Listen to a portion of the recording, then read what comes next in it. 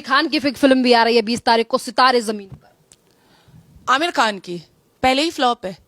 याद कीजिए लाल सिंह चड्ढा पर सबसे ज्यादा आवाज किसने उठाई थी, यहां तक कि देश के न्यायपालिका तक कौन पहुंचा था, ये नाजिया इलाही खान है, जिसमें उसने देश की सेना को मेंटली डिसबैलेंस दिखाया था। और मैंने कलकत्ता हाई कोर्ट में पब्लिक इंटरेस्ट लिटिगेशन किया था कि मैं भारत की पुत्री होने के नाते आमिर खान की इस बदतमीजी को मैं बर्दाश्त नहीं कर सकती हूं। मेरे देश की सेना मेंटली डिसबैलेंस कभी नहीं हो सकती है, कभी नहीं हो सकती है। पीके के माध्यम से आमिर खान ने क्या बताया, सारे हिंदू धर्म के देवी देवताओं का मजाक उड़ाया। लाल सिंह चड्ढा के माध्यम से आमिर खान ने क्या बताया कि देश की सेना जो है वो मेंटली डिसबैलेंस होती है और उसको भी वहां पर अपॉइंटमेंट मिल जाता है। तो ऐसे ऐसे बॉलीवुड वालों को के मुंह पर मैं थूकूं ना, मुझे कभी एक हीरो लगे थे और ना मुझे कभी हीरो लगेंगे।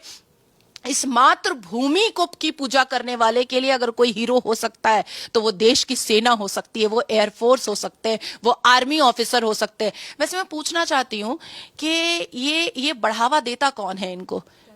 जनता देती है, जनता देती है। आप बॉम्बे एयरपोर्ट में जाइएगा, वो जिस हिसाब से शाहरुख खान के लिए एक दूसरे को मारपीट हो जाता है और जनता करती है, शर्म से चुल्लू भर पानी में अब डूब करके मरने की नौबत आ चुकी है और इनके मुंह में का वक्त आ चुका है।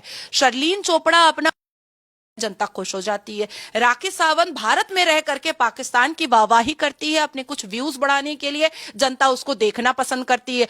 वक्त आया है कि इनको जो ये जिम में जाती है और कैमरा लेकर के खड़े हो जाते हैं, ये एयरपोर्ट जाते हैं कैमरा लेकर के खड़े हो जाते हैं, या ये कहीं आते हैं तो इनका ऑटोग्राफ और इनके साथ सेल्फी लेने के लिए लोग खड़े हो जाते हैं। दुर्गा पूजा जैसे इतने पवित्र पूजा में बॉलीवुड के लोगों को बुलाया जाता है, दिवाली में बॉलीवुड के लोगों को बुलाया जाता है, उसके बाद फिर जितने भी हमारी पूजा होती है उसमें बॉलीवुड के लोगों को बुलाया जाता है। क्या तुर्की के साथ बॉलीवुड बॉयकॉट नहीं हो सकता है? क्या तुर्की के साथ बॉलीवुड के मुंह पर नहीं थूका जा सकता है? ये अब देश की जनता को कर्तव्यों का पालन करना पड़ेगा, मातृभूमि या ये अय्याशी बॉलीवुड के साथ, ये डिसाइड करना पड़ेगा। मैम, जनता के लिए क्या मैसेज है? जिस तरीके से लगातार इन लोगों का बॉयकॉट को लेकर कुछ जो लोग हैं वो मुहिम भी चला रहे हैं, पर कुछ ऐसे भी लोग हैं कि बॉलीवुड वालों से क्या उम्मीद की जाए, वो तो अलग हैं, वो तो बिजी हैं, इस तरीके की लोग उन्हें ही डिफेंड करने के लिए जो लोग आते हैं। देखिए, जनता को आमिर खान का वो स्टेटमेंट कभी नहीं भूलना चाहिए जो वो अपनी दूसरी हिंदू बीवी के साथ बैठ करके उसने कहा था कि भारत देश में वो सुरक्षित नहीं महसूस करता है। नसरुद्दीन शाह का वो स्टेटमेंट कभी नहीं भूलना चाहिए जो वो अपनी हिंदू बीवी के साथ बैठ करके कहा था कि भारत देश में वो सुरक्षित नहीं महसूस करता, इसलिए वो अपने बच्चों को बाहर रखता है। कल हमारे देश के राष्ट्रपति ने एक बहुत खूबसूरत अवार्ड से गुलजार साहब को बुलाया था सम्मानित करने के लिए, लेकिन स्वामी जी गए थे, गुलजार नहीं गया था। तो गुलजार के जितने भी गजलें हैं और गुलजार के जितने भी गाने हैं उसको उठा करके देखा जाए कि किस हिसाब से वो गानों के माध्यम से भारत और पाकिस्तान की दोस्ती को बढ़ाने की कोशिश करता था। अब आप सोचिए कि ऐसे लोगों को बॉलीवुड वाला बोलता है नुसरत फतेह अली खान जी का जो करीना और अभिषेक बच्चन का है, उसमें गुलजार ने कैसे कैसे गाने बनाए हैं जिसमें पाकिस्तान को बहुत खूबसूरत दिखाने की कोशिश की गई है। अमिताभ बच्चन एक इंटरव्यू में बैठ करके राखी के साथ और धर्मेंद्र के साथ कह रहा है कि जो पूरा कश्मीर है वो मुगलों ने बनाया है। अब मैं एक बहुत महत्वपूर्ण बात पूछना चाहती हूं, बहुत महत्वपूर्ण बात पूछना चाहती हूं। बॉबी देओल के माध्यम से आश्रम 1, 2, 3 तो बन गया और लोगों को बता दिया गया। देश के 22 करोड़ की आबादी को राइटर, डायरेक्टर, प्रोड्यूसर ने बताया कि आश्रम में क्या होता है। मुगले आजम बना दिया, जोधा अकबर बना दिया, आपने लाखों मूवीज और लाखों सीरीज बना दिया भारत देश के 22 करोड़ की आबादी को खुश करने के लिए। प्रेमियों के लिए क्या संदेश है मैम, जो आज टर्की पर बोल ही नहीं रहे हैं, बॉलीवुड से हो या फिर क्रिकेटर समाज से हो या फिर अन्य जगत से आने वाले लोग? नहीं बोलेंगे ना, नहीं बोलेंगे, कैसे बोलेंगे? अभी कुछ देर पहले अभी आपने कश्मीर का जिक्र किया है, तो कश्मीर को लेकर मेरा आपसे ये भी सवाल है कि पिछले दिनों ही रक्षा मंत्री हो, गृह मंत्री हो, उनके द्वारा पीओके को लेकर लगातार प्लानिंग की जा रही है और पिछले दिनों भी जब एयरबेस पे पहुंचे थे रक्षा मंत्री तो उन्होंने पाकिस्तान को चेताते हुए कहा कि पीओके खाली कर दो। इस पर क्या कहेंगे? देखिए, इस भारत देश में श्री नरेंद्र दामोदर दास मोदी की सरकार है, कोई इंदिरा की सरकार नहीं है। पीओके आएगा तो मैं और आप दोनों भगवा लहराने जाएंगे, पीओके अखंड भारत में जुड़ेगा तो हम फिर जाएंगे ना। और आप सोचिए कि पाकिस्तान हमसे लड़ेगा, बलोच से लड़ नहीं पा रहा है। पहले बलोच से लड़कर दिखा, बलोच की आर्मी से लड़के दिखा पगलिस्तान, तब मानेंगे। पीओके तो हमारा था, हमारा है, हमारा रहेगा। और ये इंदिरा की सरकार नहीं है।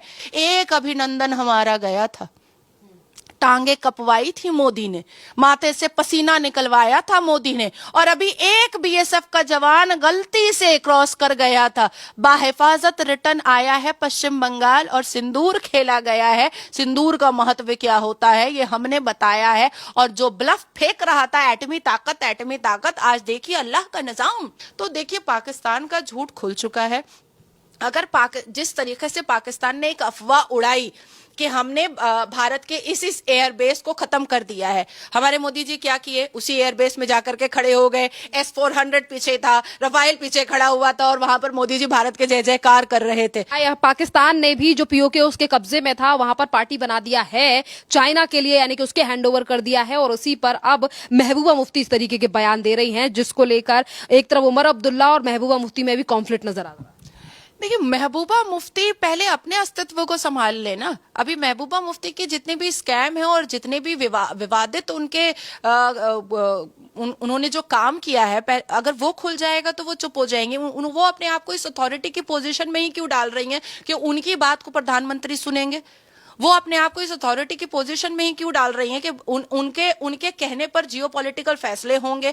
हमारे देश में डॉक्टर एस जयशंकर काफी हैं, अजित डोवल जी काफी हैं, राजनाथ सिंह जी काफी हैं, अमित शाह जी काफी हैं, और देश का प्रधानमंत्री जो इस देश के प्रत्येक नागरिक को अपना परिवार बोलता है वो काफी है। आतंकवादी पाकिस्तान को जिस तरीके से टर्की ने समर्थन किया, ड्रोन भेजे, पैसा दिया, जिसके बाद आज भारत देश में लगातार टर्की का विरोध हो रहा है, चाहे टर्की के सेब हो, मार्वल हो, या फिर भारतीय सरकार के द्वारा तमाम कंपनियों को टर्मिनेट करना हो। इस पर आपकी क्या राय है मैम?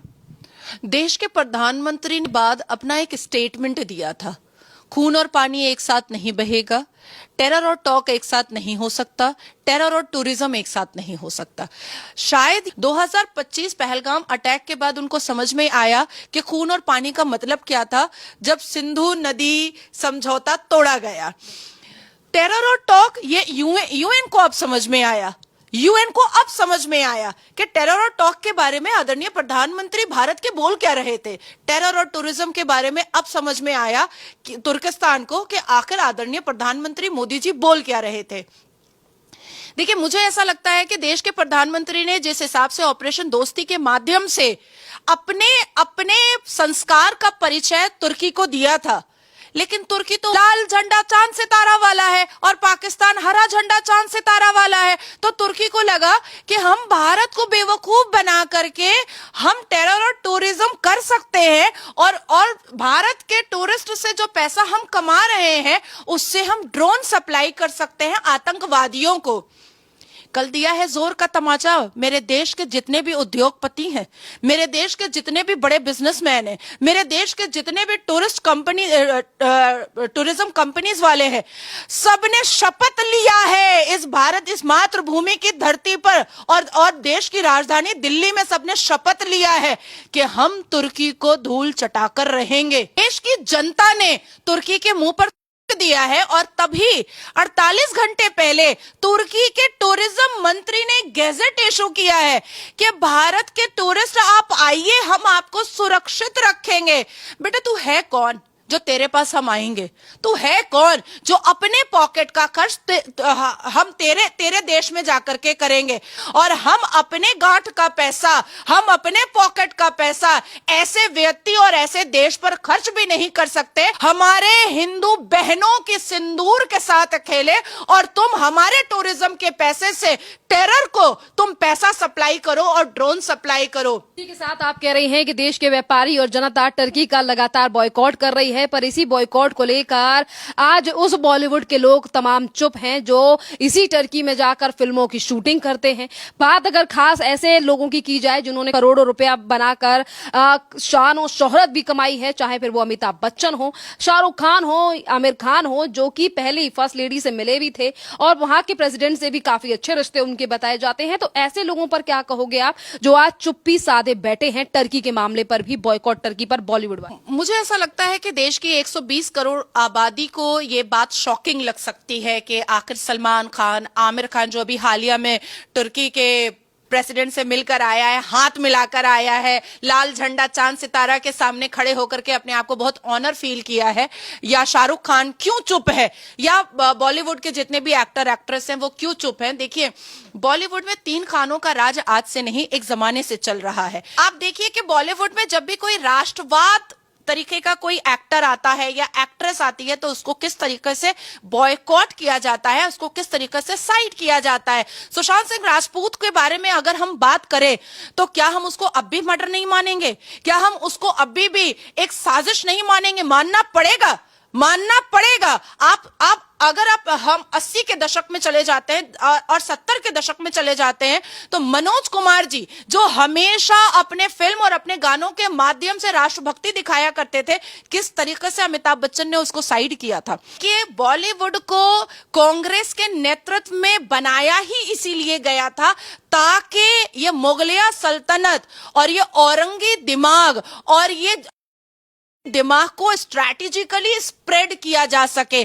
आज बॉलीवुड में जितने भी छोटे छोटे एक्टर एक्ट्रेस हैं वो इन 3 खान, पठान, करण जौहर और अमिताभ बच्चन के दबाव में रहते हैं और जो मुंह खोलना भी चाहते हैं वो इसलिए नहीं खोल पाते हैं कि कहीं ऐसा ना हो कि जो फिल्में हमने साइन की हैं उस फिल्म से हमें हाथ धोना पड़े। तो बात घूम फिर करके वही आ जा रही है कि बाप बड़ा ना भैया, वैसे ही बॉलीवुड के लिए भी सबसे बड़ा रुपया। लेकिन जिस तरीके से सलमान खान की मूवी अभी ईद में जो आई थी तो वो भगवा घड़ी भी काम में नहीं आई और हिंदू समझ गए कि भगवा घड़ी को दिखा करके सलमान 120 करोड़ की हिंदुओं की आबादी जो भारत में है उसको आकर्षित करने के लिए